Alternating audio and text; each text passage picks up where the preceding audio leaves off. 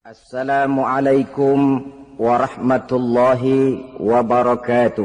Waalaikumsalam warahmatullahi wabarakatuh. Alhamdulillahilladzi ja'ala ramadhana syahra siyama lil mu'minin. Wassalatu wassalamu ala asyrafil anbiya'i wal mursalin sayyidina wa maulana Muhammadin wa ala alihi wa ashabihil mujahidin at-tahirin, amma ba'du. Ma'asyiral muslimin rahimakumullah. Dari jumlah 12 bulan yang ada dalam agama kita, yang dihitung sejak Muharram sampai dengan bulan Zulqa'dah, maka Ramadan mendapat gelar Sayyidus Syuhur. Sayyidus Syuhur artinya raja, penghulu atau tuan dari seluruh bulan. Apa sebabnya maka Ramadan ini dinamakan Sayyidus Syuhur? Sebab yang pertama, Ramadan dipilih oleh Allah menjadi bulan tempat di mana pertama kali diturunkan ayat-ayat suci Al-Quranul Karim. Allah tidak memilih Rabiul Awal, tidak Rajab, tidak pula Sya'ban misalnya, tetapi dipilihnya Ramadan untuk menjadi bulan di mana diturunkan ayat-ayat suci Al-Quranul Karim. Seperti yang dijelaskan dalam surah Al-Baqarah ayat 185, A'udzu billahi minasyaitonir rajim. Syahrul Ramadan allazi unzila fihi al-Qur'an hudan linnasi wa bayyinatin minal huda wal furqan. Bulan Ramadan, bulan di mana diturunkan di dalamnya Al-Quranul Karim, yang merupakan petunjuk dan jalan menuju petunjuk bagi orang-orang yang beriman. Oleh sebab itu, salah satu bentuk ibadah yang sangat dianjurkan di bulan Ramadan diantaranya ialah memperbanyak membaca ayat-ayat suci Al-Quranul Karim. Yang kedua, Ramadan disebut Sayyidus Syuhur karena di dalamnya ada satu malam yang bobotnya khairun min alfi syahr. Satu malam tetapi lebih baik daripada 1000 bulan. Itu dinamakan dengan Lailatul Qadar. 1000 bulan kira-kira 83 tahun. Nilai ibadah di malam itu lebih baik daripada nilai ibadah 83 tahun. Padahal umur orang sekarang kan jarang yang sampai 83 tahun. Bagaimana ini harus kita pahami? Ma'asyiral muslimin, sejak kita akil balik sampai kepada usia kita yang sekarang ini, kalau kita mau jujur bercermin, rasanya kita harus mengakui banyak dosa dan kesalahan yang pernah kita kerjakan. Kalau kita berbuat dosa selama 40 tahun, kemudian kita bertaubat 20 tahun lamanya, kalau menurut rumus dagang, ini kan belum tertutup. Dosa 40 tahun ditebus dengan taubat 20 tahun. Tapi haruskah dosa tidak terampuni? Allah Subhanahu wa ta'ala Maha Penyayang. Disediakannya malam-malam yang istimewa, yang punya nilai khusus. Seolah-olah Allah berkata, hai manusia, kau tidak perlu putus asa. Bagaimanapun banyak dosa kau lakukan, bagaimanapun banyak kesalahan kau kerjakan, nih, aku sediakan satu malam khairun min alfi syahrin. Lebih baik daripada 1000 bulan yang disebut dengan Lailatul Qadar. Kapan sih Lailatul Qadar itu? Menurut Al-Imamul Ghazali, Lailatul Qadar itu adanya pada 10 hari yang akhir di bulan Ramadan, terutama pada malam-malam ganjil. Malam 21, 23, 25, 27, dan 29. Tapi orang yang ingin menemukan Lailatul Qadar, dia harus sudah berjaga sejak awal Ramadan. Jadi nggak boleh pakai ilmu ngincer. Tahu ilmu ngincer? Tanggal 20 Ramadan nggak terawih, 21 terawih, 22 perek lagi, 23 masuk lagi, 24 nggak ke masjid. Temennya tanya, kenapa nggak ke masjid? Ini kan bukan malam ganjil, nggak turun Lailatul Qadar. Saya kira yang kayak begini dapatnya bukan Lailatul Qadar, boleh jadi Lailatul Qadar. Orang yang ingin menemukan Lailatul Qadar itu, dia harus berjaga-jaga sejak awal Ramadan. Inilah di antara tugas kita, memanfaatkan waktu-waktu yang punya nilai istimewa. Itu ada dalam agama. Dalam setiap minggu ada hari istimewa. Dalam setiap hari ada jam-jam istimewa. Dalam setiap tahun ada bulan istimewa. Coba, dalam setiap minggu ada hari istimewa, hari Jumat. Dalam setiap hari ada jam-jam istimewa, sepertiga malam yang terakhir. Antara jam 2 sampai menjelang fajar di kala subuh, itu saat-saat istimewa. Di samping saat istimewa, Allah pun menyediakan tempat-tempat yang istimewa. Solat di Masjidil Haram, pahalanya 100.000 kali ketimbang solat di masjid-masjid lain. Begitu di Masjid Nabawi misalnya, ini tempat yang istimewa. Lailatul Qadar, waktu yang istimewa yang diberikan kepada kita untuk kita manfaatkan dengan sebaik-baiknya. Toh dalam kehidupan bernegara saja misalnya, kan pada setiap tanggal 17 Agustus, itu Presiden memberikan grasi, ampunan kepada para entah itu tahanan politik dan sebagainya. Ada yang mendapat potongan tahanan, waktu-waktu yang istimewa. Inilah sebab kedua, kenapa Ramadan dinamakan Sayyidus Syuhur. Sebab yang ketiga, Ramadan disebut Sayyidus Syuhur karena di dalamnya nilai kebajikan berlipat ganda adanya. Satu hadis menjelaskan, "Lau ta'lamu ummati ma fi Ramadan, latamannau an takuna as-sanatu kullaha Ramadan." Andai kata umatku tahu keistimewaan apa yang ada di dalam bulan suci Ramadan, niscaya mereka ingin agar sepanjang tahun isinya Ramadan saja.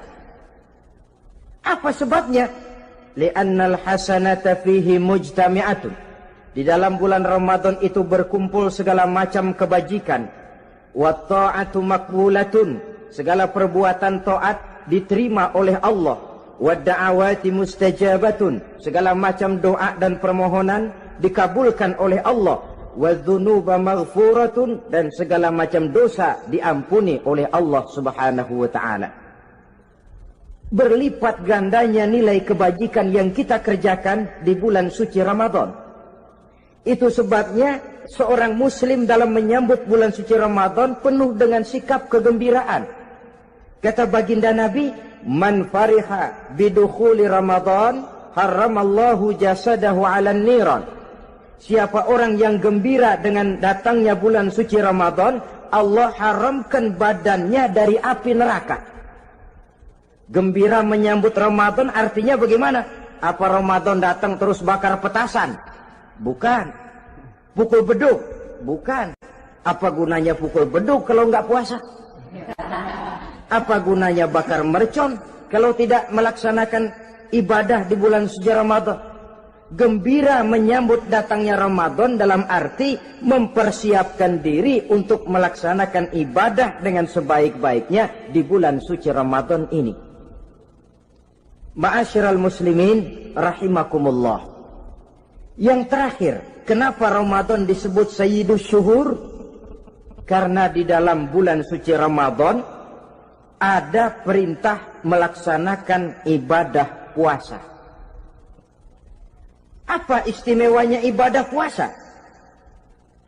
Pertama, yang dipanggil untuk melaksanakan puasa itu iman. Ini panggilan istimewa. Allah menyatakan, Ya ayyuhalladzina amanu kutiba alaikumusiyam. Hai orang-orang yang beriman, diwajibkan atas kamu berpuasa. Iman yang dipanggil untuk melaksanakan ibadah puasa. Contoh, satu hari di depan rumah kita lewat tukang pepaya, tukang duku, tukang duren. Kita panggil satu tukang pepaya.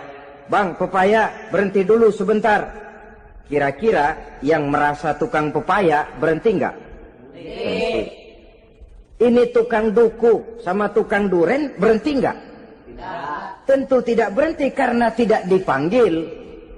Ini Ramadan yang dipanggil orang-orang beriman. Hai orang-orang yang beriman, berhenti dulu sebentar.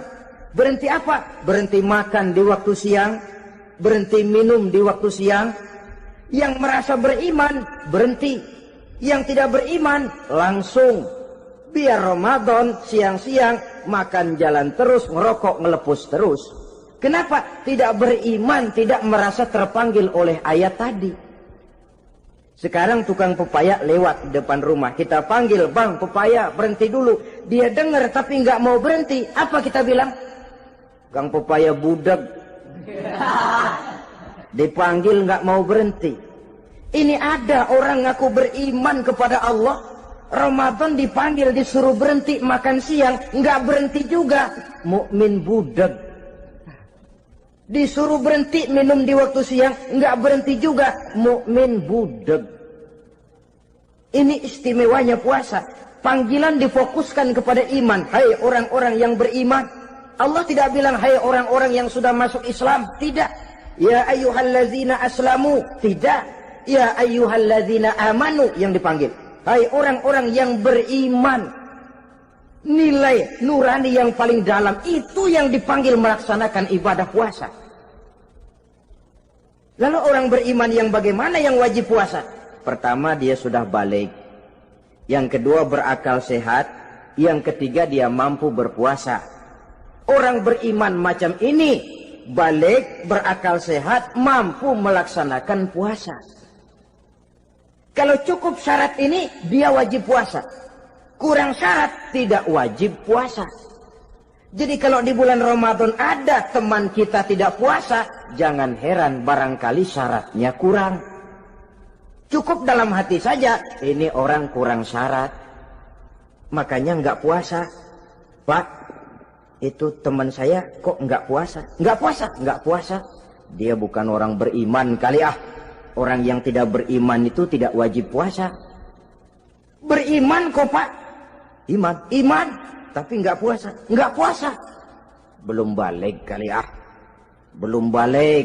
Cuma badan doang gede. Bongsor kali itu. Belum balik. Sudah kok pak? Sudah balik. Sudah balik. Sudah. Tapi nggak puasa. Enggak. Gila kali dia ah. Gila kali sebab orang yang tidak berakal itu tidak wajib puasa. Waras pak dia tidak gila. Tidak gila. Tidak. Barangkali dia tidak mampu melaksanakan puasa karena terkena uzur syar'i. Ini keistimewaan puasa yang pertama yang dipanggil melaksanakannya iman. Keistimewaan yang kedua, oleh karena yang dipanggil iman, maka puasa dinamakan ibadah sirriyah.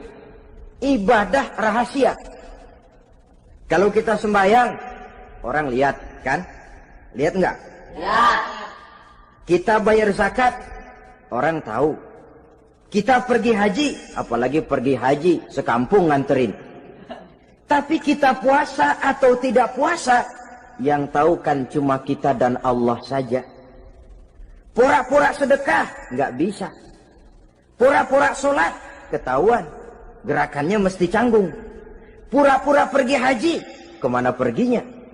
Tapi pura-pura puasa, gampang. Namanya ibadah sirriyah. Bulan puasa jam 8 pagi makan.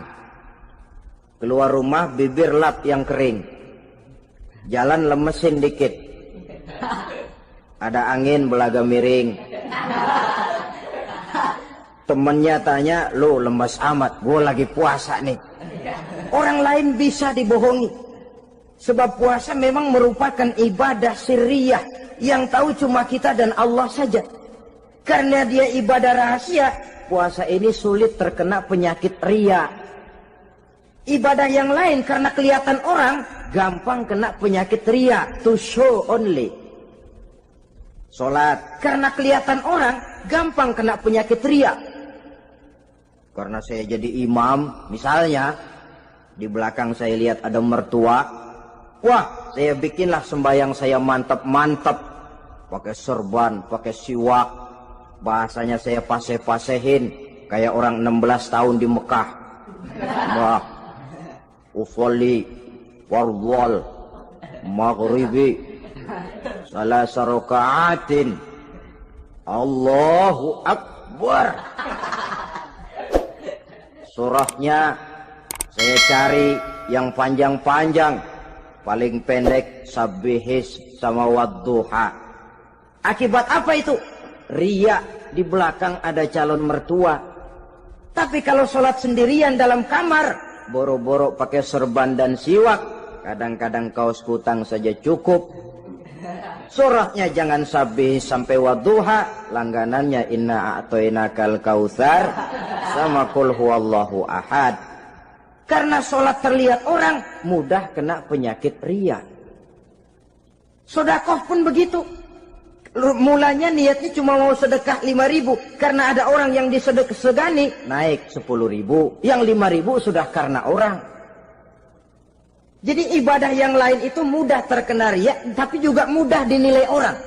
Kita bisa saja bilang, itu orang sholatnya khusyuk ya. Kenapa? Kelihatan dari gerakannya. Itu orang hajinya mabrur ya. Kenapa? Kelihatan dari tingkah lakunya setelah pulang haji.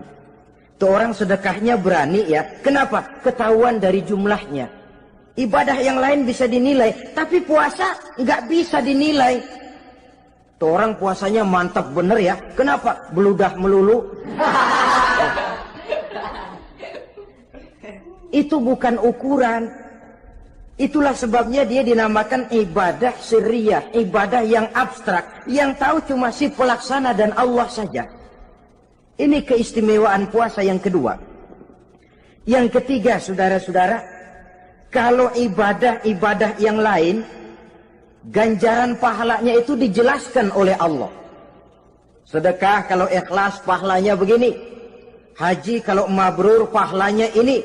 Sembahyang berjamaah pahalanya ini. Untuk puasa tidak.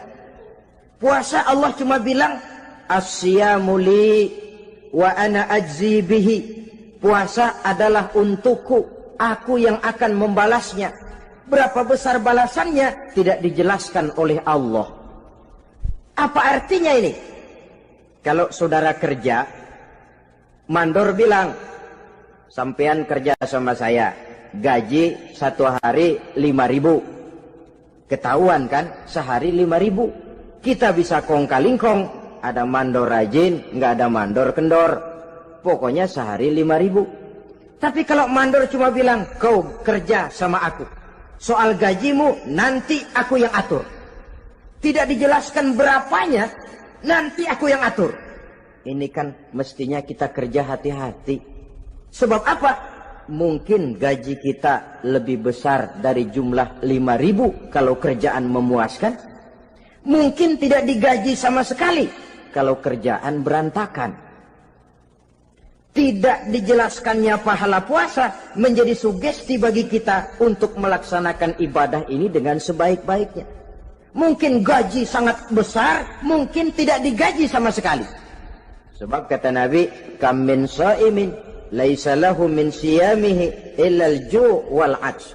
Berapa banyak orang puasa, dia tidak memperoleh apa-apa dari puasanya kecuali lapar dan haus saja. Puasa sah, kewajiban gugur, nilai 0. Tidak dapat apa-apa kecuali lapar dan haus. Jadi inilah keistimewaan daripada ibadah puasa. Saudara hadirin yang saya hormati, kemudian apa sih perlunya kita melaksanakan ibadah puasa ini? namanya syahwat. Kalau itu kita kendalikan, maka langkah hidup ini akan menjadi lurus karenanya. Benar kalau Nabi menyatakan, "Iza jaa Ramadan, futihat abwabus sama, wa ghulliqat abwabun nar, wa sufsidatis sayatin." Apabila datang bulan suci Ramadan, dibuka pintu langit, dibuka pintu surga, ditutup pintu neraka, dan diikat setan-setan itu. Siapa yang ikat setan? Puasa kita. Dengan puasa kita mengendalikan nafsu. Kalau nafsu kita kendalikan, setan nggak berkutik. Jadi yang mengendalikan nafsu itu nilai puasa. Nafsu terkendali, setan terikat. Kalau puasa. Kalau nggak puasa, setannya ngebludak. Jadi jangan digambarkan, wah kalau bulan puasa setan dirantai. Rantainya kayak apa? Yang rantai siapa? Arti setan diikat di sini ialah nafsu dikendalikan. Dengan apa? Mengatur makan dan minum. Puasa kan sebenarnya logikanya mengatur perpindahan waktu makan dan minum saja. Apabila perut besar ini teratur demikian rupa, syahwat tidak menggelegak, dia terkendali. Dengan hidup pandai mengendalikan nafsu, iblis tidak berdaya dan tidak berkutik. Ma'asyiral muslimin rahimakumullah, Nabi bersabda, "La yu'minu ahadukum hatta takuna hawahu taba'an lima ji'tu bih." Belum sempurna iman kamu kalau nafsumu belum ikut apa yang aku bawa. Yang dibawa Nabi tidak lain daripada syariat, termasuk di dalamnya pelaksanaan ibadah puasa. Karena itu saya pesan kepada seluruhnya, jangan kalau puasa kayak orang ngancem.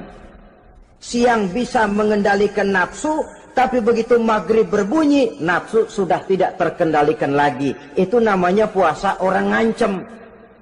Kayaknya, biarin siang gua tahan, ntar lo maghrib. Begitu maghrib berbunyi, sudah macam bendungan pecah. Semua isi meja pindah ke perut. Akhirnya, kalau siang dia setengah mati kelaparan, habis buka setengah mati kekenyangan. Dua-duanya jelek. Kalau sudah kekenyangan, yang enak kan ngukur balik. Tidur. Maghrib liwat, isya out, tarawih boten. Temennya nyamper ke masjid yuk tarawih duluan deh, gua kenyang bener nih. Kenyang. Berbuka itu yang bagus pakai etik ya, etika buka itu. Maghrib berbunyi, cukup seteguk air, 3 butir korma atau sepotong kue. Sholat maghrib. Selesai sholat maghrib, masuk ronde kedua. Waktunya agak panjang, makan ala qadarnya. Selesai makan, berangkat ke masjid, isya, tarawih. Pulang tarawih, masuk ronde ketiga. Waktunya panjang, mau habis-habisan juga nggak apa-apa. Tapi kalau begitu maghrib berbunyi langsung dipukul 1 ronde, kita yang rubuh. Kekenyangan. Waktu siang dia sanggup mengendalikan nafsu, tapi begitu maghrib berbunyi, nafsu sudah tidak terkendali lagi. Asar pengaruh puasa tidak akan membekas dalam jiwanya. Siang jelas puasa, nggak boleh ngerokok. Begitu maghrib sampai imsak kayak lokomotif, kelebul nggak berhenti-berhenti. Tidak lagi sanggup mengendalikan diri, mumpung boleh katanya. Sampai pernah kejadian ada orang bangun sahur kesiangan, bingung dia waktunya tinggal dikit. Mau sahur dulu nggak keburu ngerokok, mau ngerokok dulu takut nggak keburu sahur, akhirnya bareng. Sebelah nyuap nasi, sebelah ngerokok. Itu macam mana rasanya kalau sudah kayak begitu itu. Padahal pengaruh daripada melaksanakan puasa akan terlihat dari sejauh mana seseorang dalam hidup mampu mengendalikan nafsu. Bukan pada waktu memang dilarang, tapi pada waktu diizinkan. Di situ yang paling kelihatan. Kalau waktu siang saudara mampu mengendalikan nafsu, itu jelas saja memang seharusnya wong puasa. malam dalam keadaan makan boleh, minum boleh, masih mampu mengendalikan nafsu, dalam arti makan dan minum pada batas yang wajar saja, itulah yang dikehendaki dari melaksanakan ibadah puasa. Sehingga ibadah itu membekas dan ikut membentuk kepribadian orang.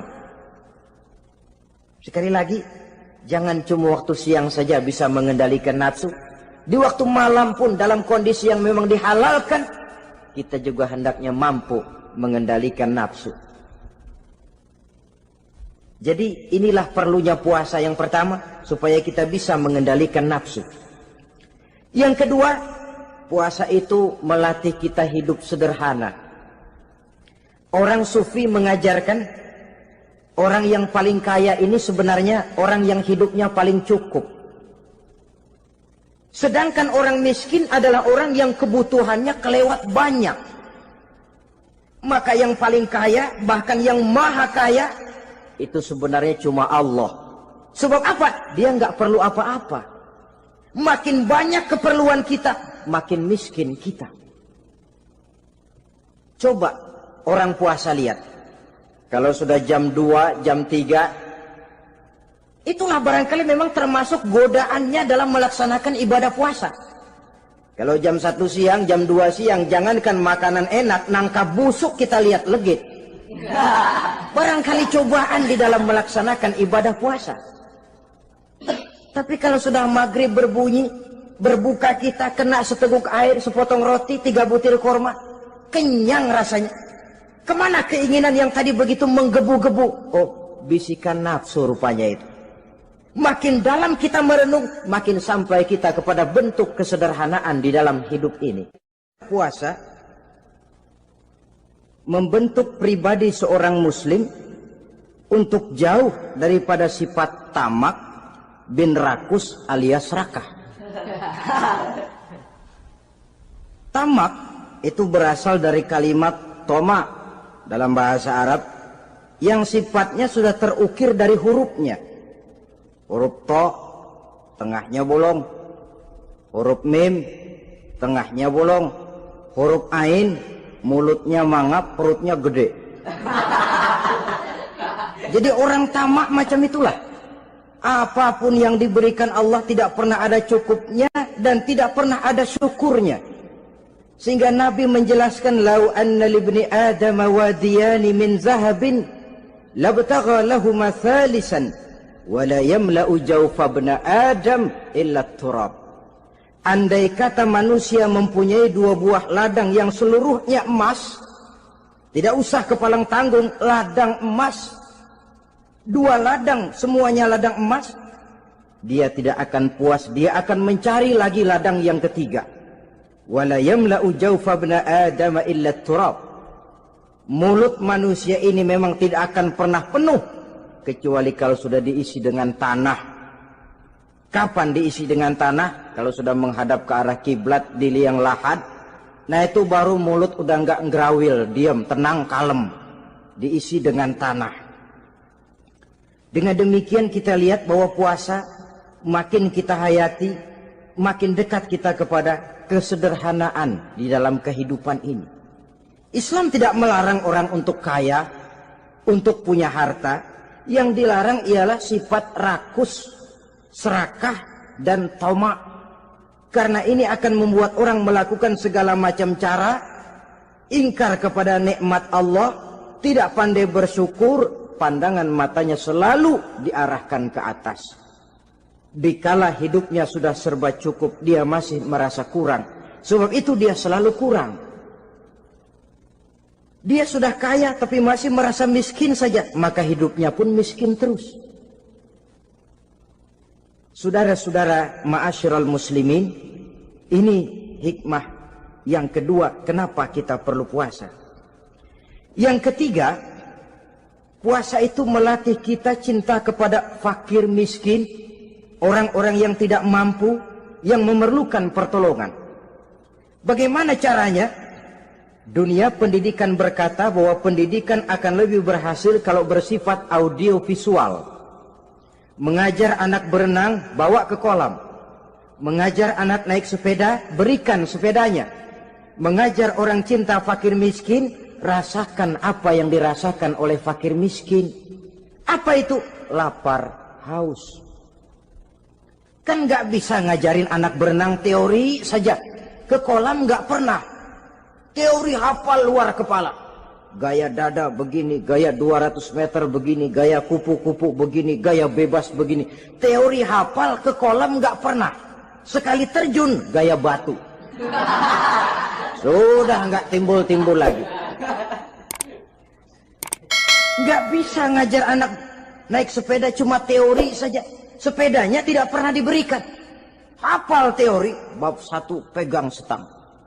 Bab 2 dorong. Bab 3 kaki kanan naik pedal kanan. Bab 4 genjot. Hafal teori, megang sepeda nggak pernah. Begitu dikasih sepeda dia naik, habis tukang bakso. Pun mendidik orang cinta kepada fakir miskin tidak bisa cuma lewat seminar, kongres, penataran, indoktrinasi. Diadakan simposium, seminar, diskusi supaya orang cinta kepada fakir miskin, tapi yang bicara orang kenyang semua. Bagaimana hati ini mau peka? Islam itu nggak usah banyak teori lah. Rasakan saja lapar, haus, enak nggak? Kalau kau tahu lapar dan haus tidak enak, kau lapar haus cuma sebentar. Habis maghrib, laparmu hilang, hausmu hilang. Bagaimana saudara-saudaramu muslimin yang terkapar di kolong-kolong jembatan? Yatim piatu yang hidup terlunta-lunta. Perempuan-perempuan tua hidup miskin, anak pun banyak perlu uluran tangan. Lapangan kerja sulit, persaingan hidup makin tajam. Meringkuk mereka di sudut-sudut kehidupan. Beratap langit, beralas bumi, tanpa tahu kapan hidup dan nasibnya akan berubah.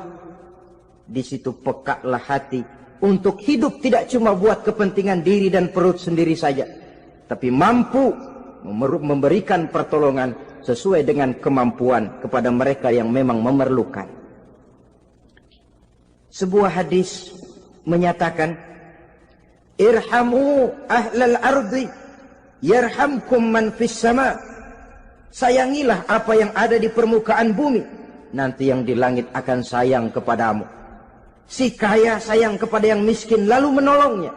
Yang alim sayang kepada yang awam lalu membimbingnya. Yang pemimpin sayang kepada rakyat lalu melindunginya.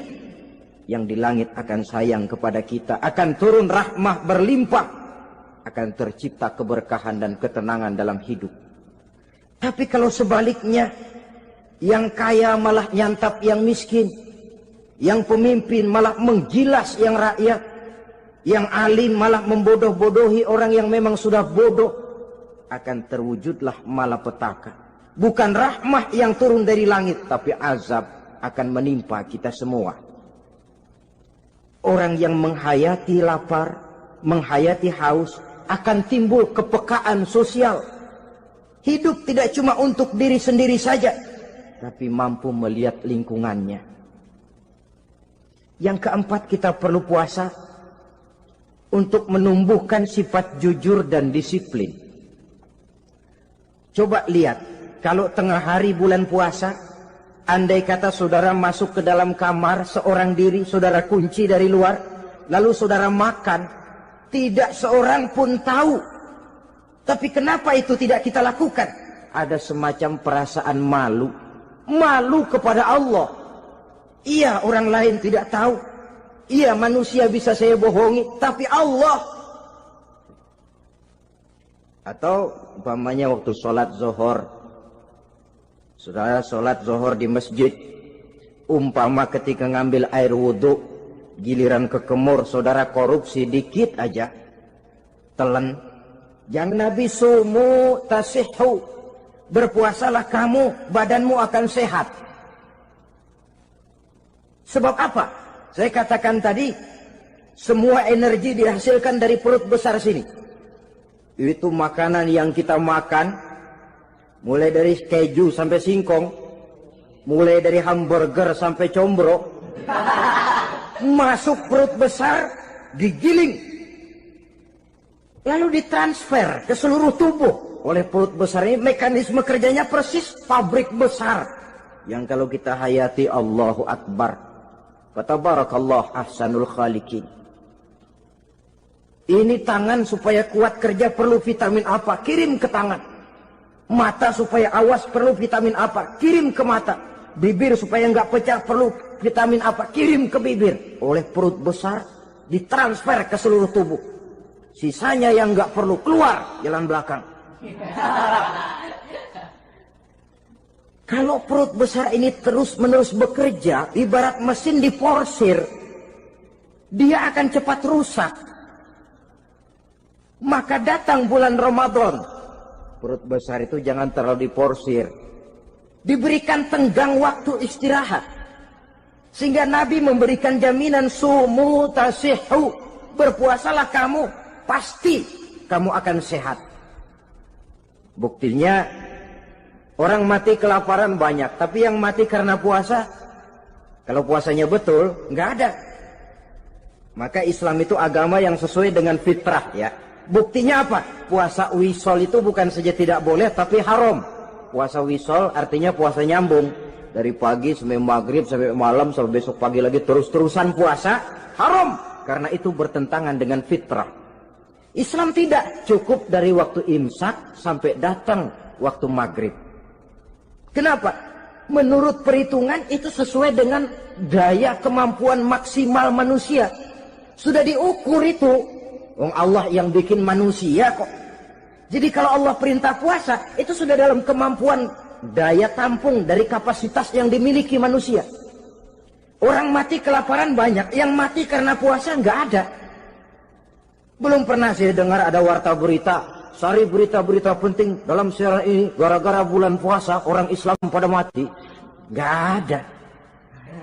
Yang mati kelaparan banyak, tapi yang mati karena puasa tidak ada. Nabi menjamin sumu tasihhu, berpuasalah kamu, pasti badanmu akan sehat.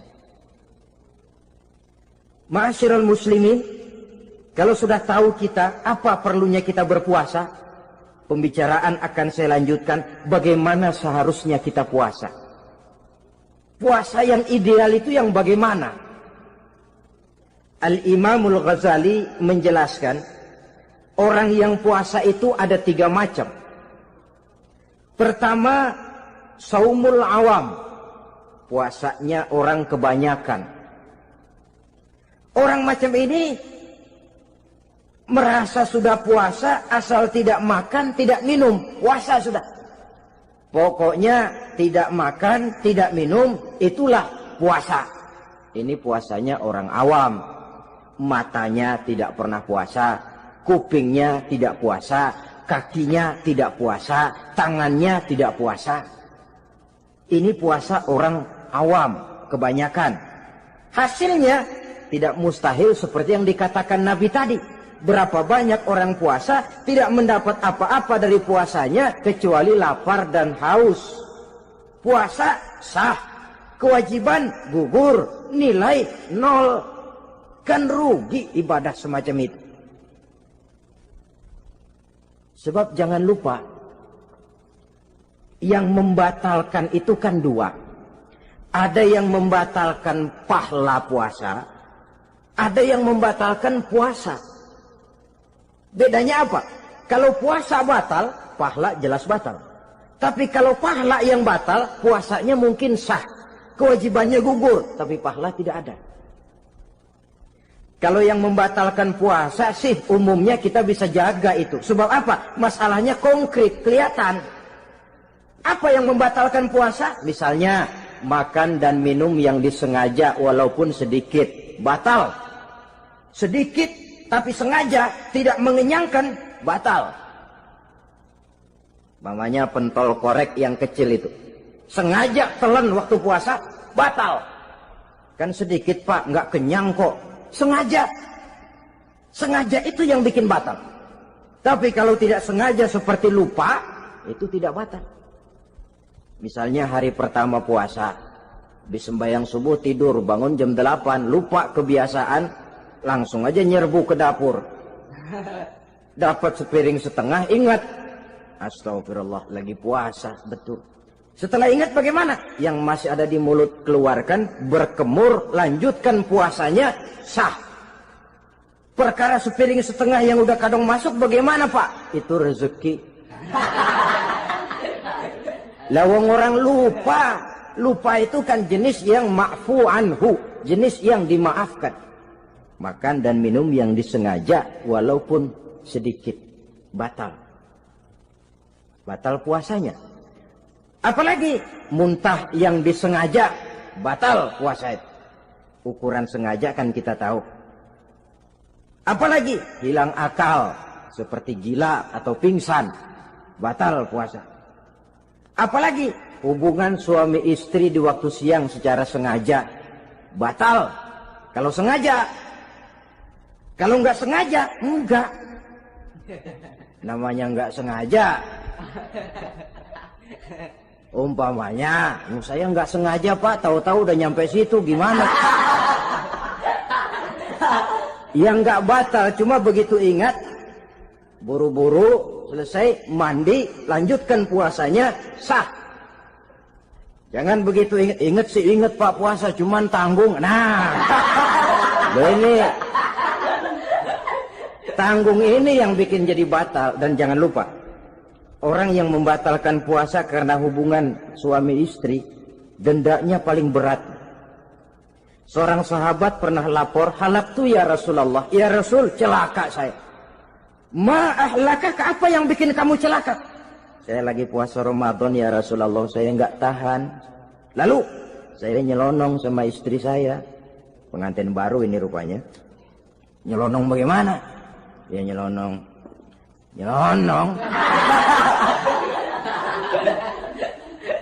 Melanggar dia, tapi jujur. Lapor. Kata Rasul, ya sudah, bayar dendanya. Dendanya apa ya Rasulullah? Bebaskan budak. Aduh, saya nggak punya budak ya Rasulullah. Tidak punya? Tidak punya.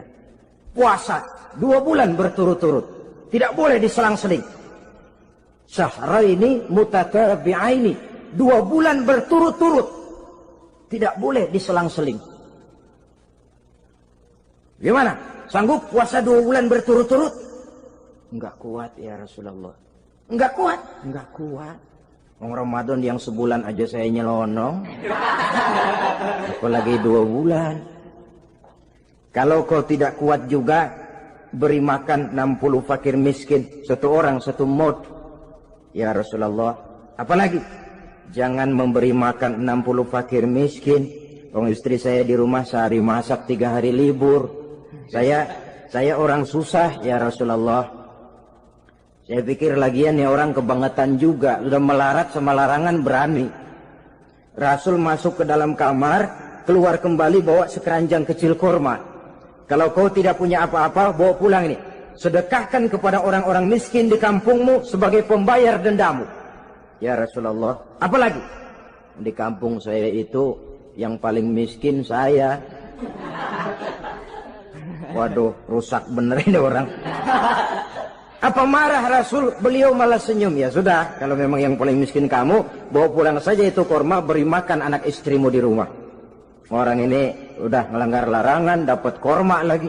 Yang kedua, watak hukum Islam itu elastis, fleksibel, tidak kaku. Tidak kalau sudah begitu ya mesti begitu, itu tidak. Yang sering kaku kan kitanya umat Islam di dalam memahami Islam.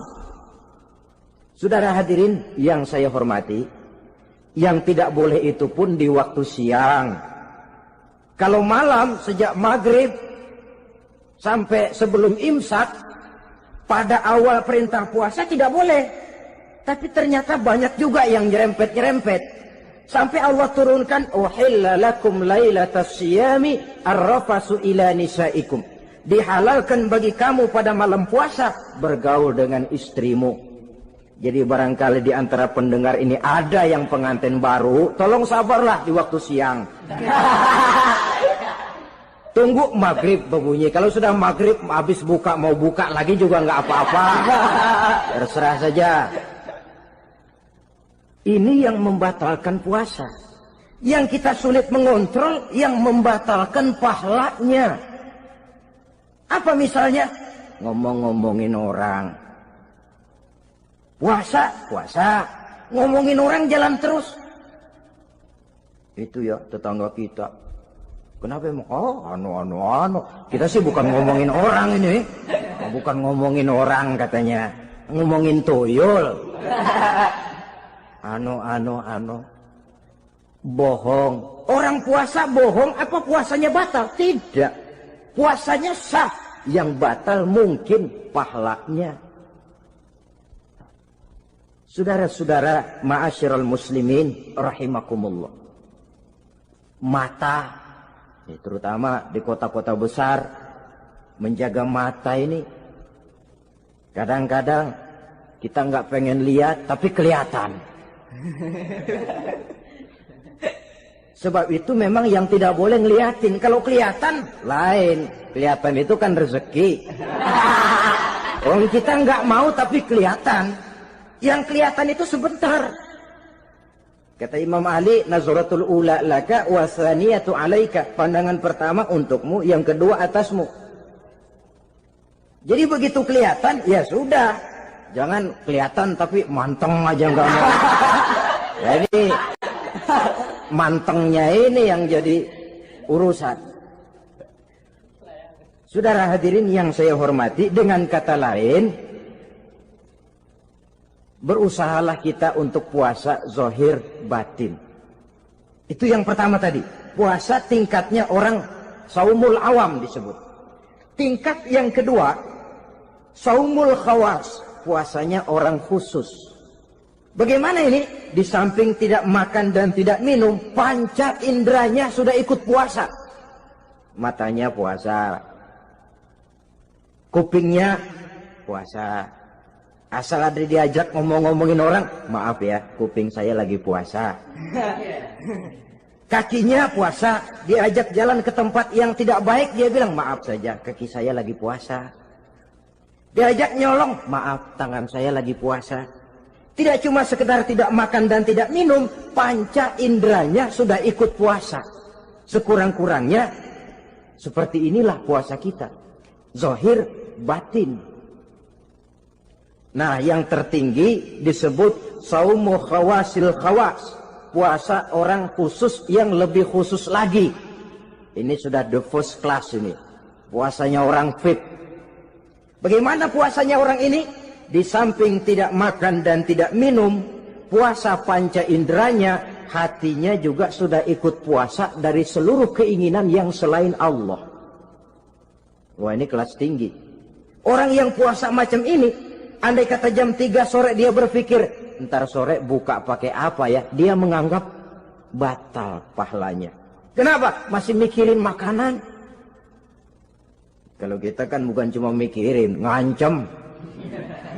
Waduh, jam 5 di meja udah berderek es kopior, kelapa muda, cendol. Apa yang mau diminum lebih dulu? Tingkat yang tertinggi ini, hatinya juga puasa dari semua keinginan yang selain Allah. Idealnya, sekurang-kurangnya kita puasa zahir batin. Zahirnya menahan diri dari yang membatalkan puasa, batinnya mencegah diri dari yang membatalkan pahala puasa kita itu. Ma'asyiral muslimin rahimakumullah. Terakhir, Rasulullah sallallahu alaihi wasallam membagi bulan Ramadan itu menjadi 3 bagian. Sepertiga yang pertama, tanggal 1 sampai 10 Ramadan, masa turunnya rahmah. Turunnya kasih sayang Allah. Kalau istilah sepak bola, tanggal 1 sampai 10 Ramadan ini disebut babak semifinal. Babak penyisihan. Sepak bola itu kalau baru tingkat babak penyisihan, pesertanya banyak. Seluruh kesebelasan turun bertanding. Babak penyisihan. Ramadan tanggal 1 sampai 10 babak penyisihan, putaran pertama. Pasaran puasa rame. Masjid musola full house. Meledak, tidak sanggup menampung jamaah yang tarawih itu. Yang tadarus meriah. Kenapa? Maklum babak penyisihan, seluruh kesebelasan turun bertanding. Tanggal 1 sampai tanggal 10 Ramadan. Bila itu selesai, selesailah putaran pertama. Masuk putaran kedua, sepertiga yang kedua tanggal 10 sampai 20 Ramadan, masa maghfirah. Masa turunnya ampunan dari Allah. Masuk babak semifinal. Sepak bola itu kalau sudah babak semifinal, itu kan sudah banyak kesebelasan yang masuk kotak. Maka 10 Ramadan ke atas, pasaran puasa mulai menurun. Yang enggak puasa mulai nekat. Yang tadarus sudah mulai sayup-sayup sampai. Sementara barisan orang sembahyang tarawih di masjid mulai mengalami kemajuan dengan pesatnya. Barisannya makin maju ke depan. Maklum, tidak semua kesebelasan tangguh. Ada yang sejak bertanding sudah berhitung. Kita sih bakalan kalah jelas, yang penting main aja dulu dah. Ada yang rajin ke masjid motifnya lain, ada. Karena ikut-ikutan teman, karena malu sama mertua, rajin terawih. Karena nganterin, rajin terawih. Bayangnya paling belakang berdua lagi. Malah ngeledek begitu imam waladolin, dia di belakang nyaut asik.